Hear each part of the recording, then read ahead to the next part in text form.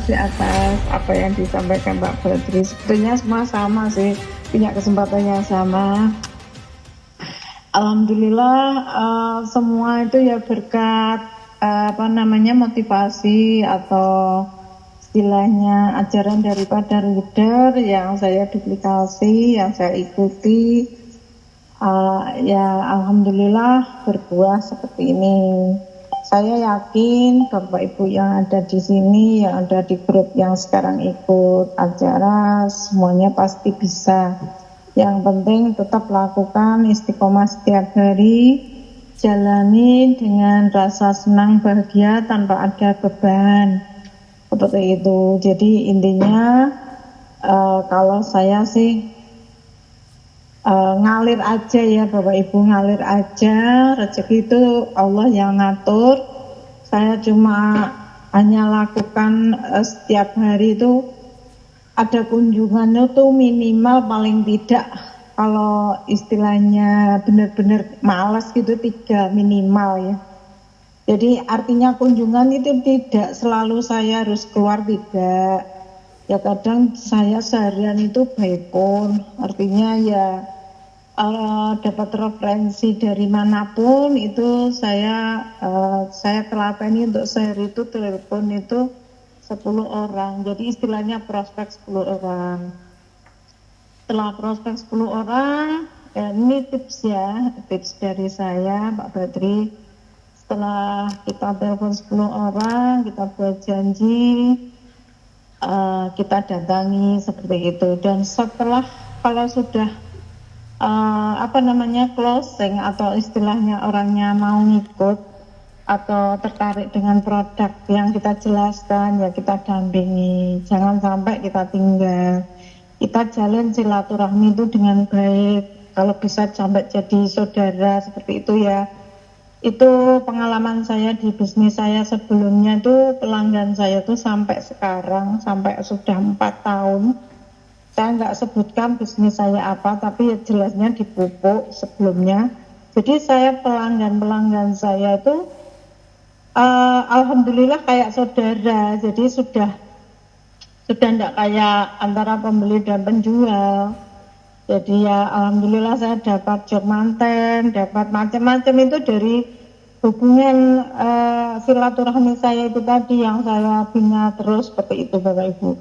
Jadi orang itu kadang tidak tertarik produknya, tapi kalau kita bisa membawa diri, kita bisa membuat hati mereka itu merasa cocok, nyaman, bahagia gitu ya, insya Allah itu jadi jalan rezeki. Seperti itu Pak Badri tips saya. Jadi untuk yang di Pornas ini pun saya lakukan hal yang sama dengan apa yang saya lakukan dulu. Cuma di sini saya akui produknya lebih dahsyat. Jadi Bapak Ibu harus bangga dengan produk Pornas, karena ya terus terang kalau produk itu sudah berbicara, terus kok kita nggak berhasil, itu siapa yang harus disalahkan? Artinya tuh kita harus bisa introspeksi, kita cari permasalahannya tuh apa, seperti itu. Kecuali kalau produknya tuh kurang bagus, susah dijual lah, itu kita nggak berhasil, itu ya lumrah lah, mau produknya nggak nyata, artinya nggak terbukti kan gitu kan. Tapi kalau produknya sudah bagus, benar-benar di lapangannya itu real, nyatanya, faktanya, realitanya itu memang bagus, kita tinggal gaspol aja, seperti itu. Sepenting istiqomah, tidak menyerah, lakukan dengan senang hati di sela-sela pekerjaan rutinitas harian Bapak Ibu sebelumnya. Jadi jangan tinggalkan, tetap fokus, insya Allah ya fokus, tapi kan kita bisa membagi ya persentasenya. Untuk Pornas itu misalkan 50%, yang kegiatan sebelumnya 50%, walaupun kita itu sambilan, tapi kalau kita lakukan itu istiqomah atau fokus setiap hari, insya Allah hasil akan mengikuti. Yang penting sabar melakukan. Apa yang disampaikan leader kita Pak Wahyu itu memang benar. Jadi kita harus setiap hari itu memperlakukan pekerjaan kita itu ya rutinitas, ya rutinitas. Terus yang kedua itu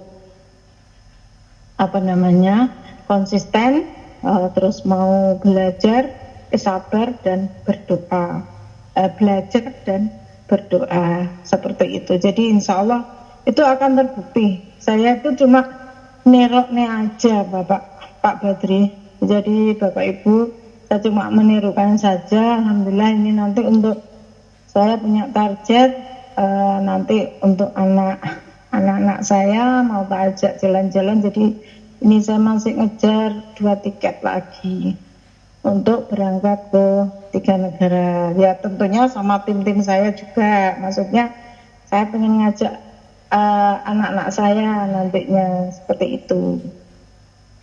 Mungkin seperti itu Pak Badri. Ini hanya tips saja. Kalau kita lakukan pekerjaan ini dengan senang hati, tidak memandang sebelah mata, kita lakukan dengan konsisten. Permasalahan di lapangan tidak harus dihindari, tapi kita harus hadapi. Itu memang betul karena kita pinternya itu memang di lapangan seperti itu. Jadi selain online kita offline seperti itu. Kurang lebihnya seperti itu Pak Badri. Oke, luar biasa tips dari Bu Dina yang sudah menjalankan Pornas. Dan perlu diketahui bahwa Bu Dina ini pekerjaan sehari-hari di rumah sebagai salon, ya, buka salon, tetapi masih bisa menjalankan Pornas dengan luar biasa. Dan khusus Pornas ini beliaunya tadinya awal-awal itu fokus di pertanian melon, ya, pertanian melon itu hasilnya sangat luar biasa. Dan untuk saat ini memang fokus di ayam potong atau ayam broiler. Kenapa?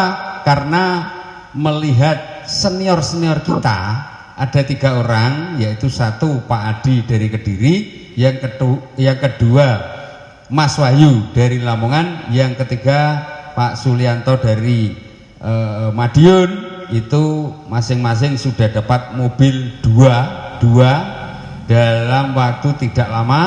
Dan untuk penghasilan 3 bulan terakhir per bulannya sudah menerima kisaran 100 juta.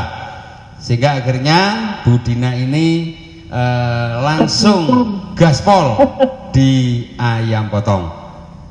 Oke, mungkin bisa cerita untuk awal-awal Bu Dina, untuk sekilas saja ya, artinya bagaimana memprospek untuk melon dan bagaimana mengawali langkah untuk menuju kandang ayam broiler. Monggo. Gitu ya, terima kasih Mbak Badri. Sebetulnya ya sama aja ya, mestinya Bapak Ibu sudah biasa sama kita lakukan. Kalau prospek atau berkunjung ya tentunya memang enggak, apalagi mohon maaf, yang jelas kita siapkan data ya, database ya, daftar nama, entah itu teman, entah itu saudara, entah itu dari perkembangan dari referensi yang kita datangi, kan seperti itu Pak Badri.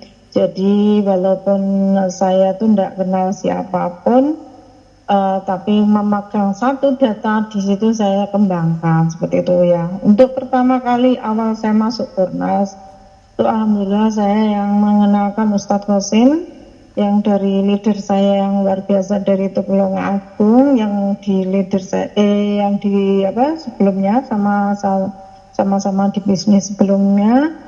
Terus sebetulnya saya sudah jenuh, tidak mau Bapak Ibu di kegiatan networking itu, tidak mau, karena saya ingin fokus di kegiatan yang retail atau yang maksud saya yang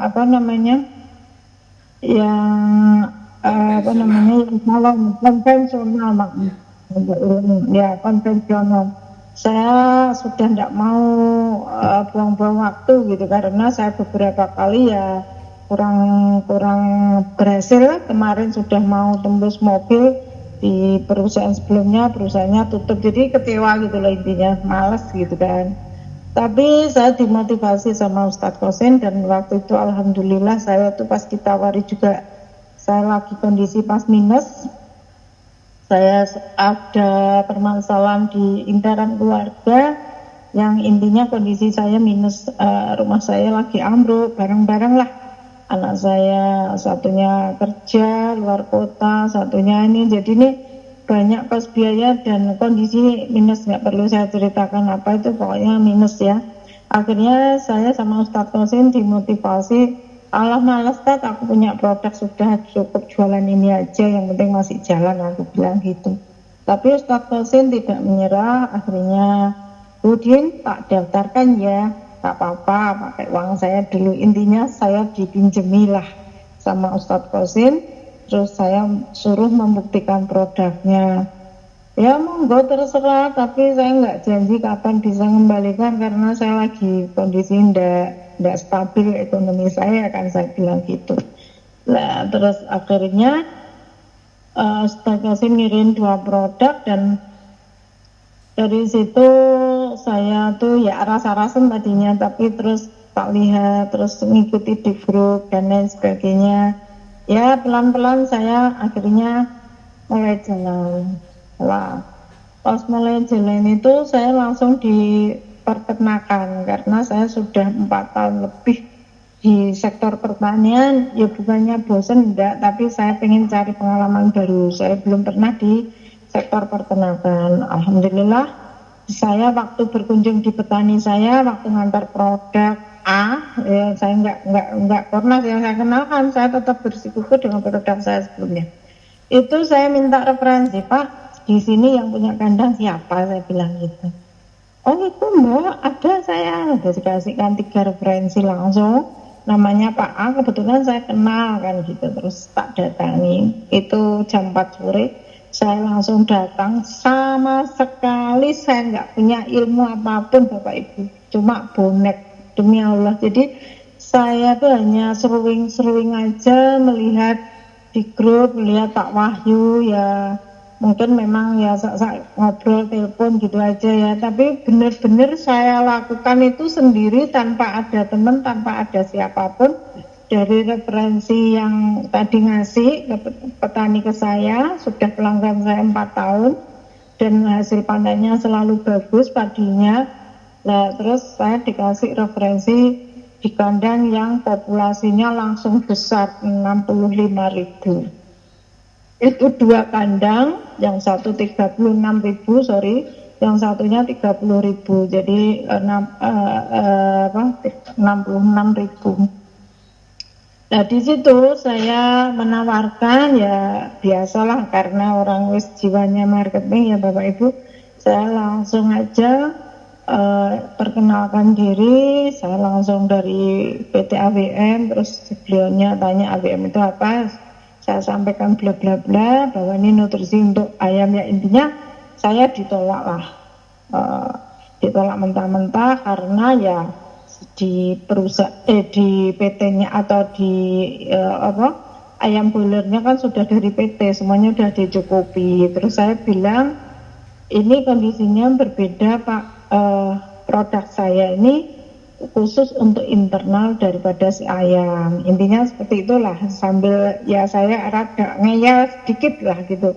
Tapi saya mulai kewalahan karena saya nggak tahu sama sekali bahasa-bahasa di peternakan. Akhirnya karena kelabaan saya langsung telepon Pak Wahyu waktu itu nggak bisa dihubungi, aduh aku semakin agak bingung juga, langsung saya telepon Ustadz Qasim. Ya akhirnya mencairkan suasana, yang penting pokoknya aku bisa kenal lah. Intinya dari perjalanan pertama saya itu, saya dinyang produk saya itu dinyang separuh harga. Terus saya bilang enggak bisa Pak, ya tak kasih lihat ini harga dasarnya seperti itu kalau ecer, saya bilang itu.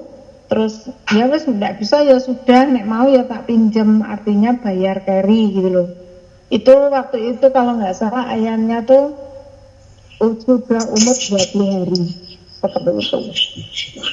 Setelah itu akhirnya beliaunya mau beli tapi dengan bond. Jadi saya dipinjami Ustadz Qasim, nah akhirnya di ayam juga di bond sama orangnya. Ya dan alhamdulillah sampai akhir Tidak mulus Bapak Ibu. Jadi perjuangan saya di awal itu benar-benar tidak mulus, membuat saya sempat ngedon. Jadi akhirnya hasil akhir itu kurang bagus karena orangnya nggak mau beli lagi, nggak maksimal karena nggak sesuai dosis. Intinya seperti itu.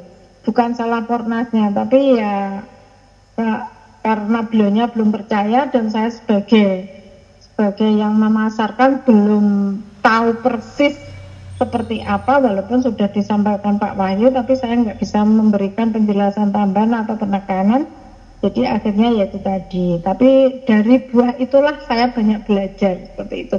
Akhirnya saya sempat Pak Wahyu datang ke Ponorogo, saya tak ajak suruh mampir sama Pak Adi waktu itu, dan alhamdulillah juga tidak closing, artinya malah orangnya ya pokoknya kurang berkenan lah, intinya seperti itu.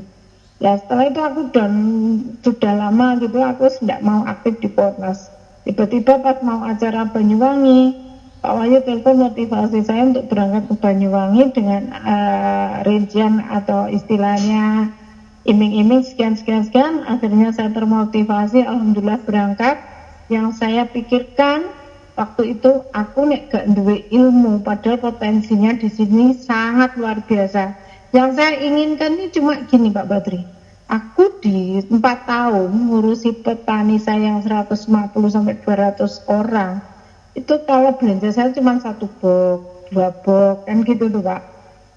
Paling ada sawah sampai 50 kotak, 60 kotak itu baru beli 12 box, 10 box gitu ya. Nah, saya di sini tertariknya Pak Wahyu itu kan ngiming-ngimingi saya tuh selalu begini, saya tuh nek belanja satu orang tuh 20 box, 50 box gitu. Enak men Pak, lana cepet no uangnya kan saya gitu.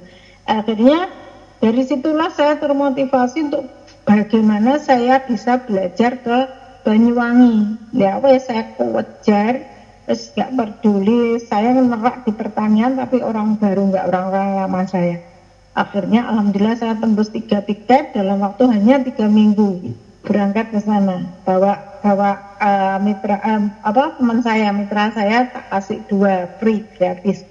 Saya berangkat ke sana, saya menimba ilmu, barulah pulang dari sana saya action dan alhamdulillah saya semakin berani ke peternak. Terus saya waktu malam itu sama Pak Wahyu sering nyari dan memberi bawa buku, bawa pulpen, saya catat semua, saya pelajari. Terus Pak Wahyu kalau ngomong juga saya rekam, saya belajar dan alhamdulillah dari situ saya langsung berani sendiri kemana-mana tuh sendiri. Saya nggak ada teman, paling teman saya ya, maksud saya mitra saya kalau pas nggak repot gitu mau nemenin, kalau pas repot di mereka kadang ya ogah-ogah nggak mau. Jadi saya sendirian, saya sering sendirian dan saya malah pede sendirian. Daripada nih ada teman yang ngerimuin Mbak, aku nanti selak jemput Mbak, aku selak. Nih jadi semuanya tuh saya kerjakan sendiri Bapak Ibu. Sebetulnya itu salah karena kita tidak bisa memberi contoh kalau seperti itu. Tapi saya ngepaskan jam saya sama teman-teman itu agak susah gitu loh. Jadi akhirnya saya belajar itu sendiri sampai akhirnya pokoknya aku harus tembus sekian ya, seperti itulah. Terus akhirnya berkembang di melon, dan melon yang saya kembangkan juga alhamdulillah saya kenal dari petani padi saya. Pak, saya minta referensi petani melon punya, langsung dikasih dengan tak kasih produk Pornas, alhamdulillah langsung meledos, artinya menjadi luar biasa hasilnya. Dari teman-temannya yang kisaran hanya 100, di bawah 100, dia sudah bisa tembus 300 juta waktu itu. Dengan lahan populasi tanaman kalau nggak salah 16.000 6 kotak, 16.000 pohon batang ya, itu luasannya 6 kotak dapatnya sekian. Itu kata beliaunya sih seumur-umur baru itu adanya gitu. Dan alhamdulillah kondisi melonnya sangat bagus dan sampai sekarang masih tetap jadi pelanggan. Cuma saya nggak telaten ke tanaman bagaimanapun juga. Orderannya masih banyak yang di ternak, tapi nggak boleh semuanya, memang harus dikerjakan. Jadi ya sambil lalu aja. Sampai sekarang masih saya yang di greenhouse ini, saya belajar di greenhouse itu petani-petani melon baru saya. Jadi saya sendiri masih belajar. Jadi alhamdulillah dari sektor peternakan sekarang sudah 12 kandang Pak Badri nambah, dan ini insya Allah besok ada nambah 2 lagi kandang. Jadi ini tadi peternak saya yang sudah panen ketiga kalinya dapat hasilnya 7.000 lagi. Jadi saya bahagia, pulang ya dikasih oleh-oleh ayam setiap kalau saya ke petani melon pulang bawa melon, ke petani padi saya bawa beras, ke petani jagung saya pulang bawa jagung, ke peternak pulang saya bawa ayam. Maksudnya yang 7.000 itu apa, Pak? 7.000 itu apa? 7.000 itu hasil per ekornya, Pak. Oh ya, bagus. Mantap. Nah, 7.000 hasil per ekor. Jadi pertama kali saya kenalkan produk Fornas itu ke beliaunya, ikut PT GMP ya, itu GMP lah. Terus dia biasanya saya tanya kalau masuk kandang itu rata-rata pendapatan per ekor berapa selama ini, kan saya tanya gitu. 4.000 sampai 5.000 mentok, 5,5 ya pernah Mbak dapat 6.000 atau 7.000, tapi ya misalkan 1 tahun gitu cuman sekali toh gitu Pak, jadi nggak sering. Nah ini 3 periode itu, kalau yang kemarin yang kedua nggak ada masalah kecelakaan manajemen kandangnya terjadi blower mati 1, ya insya Allah karena blower mati kan efeknya kematian toh pada ayam yang dewasa kemarin itu, akhirnya agak turun cuman 6.800. Yang pertama 7.100, yang kedua 68, terus ini 7.000 sekian ini tadi belum keluar, tapi orek-orekan beliau tuh 7.000 lebih, tapi lebihnya berapa itu ini tadi belum disampaikan karena RHDP belum keluar.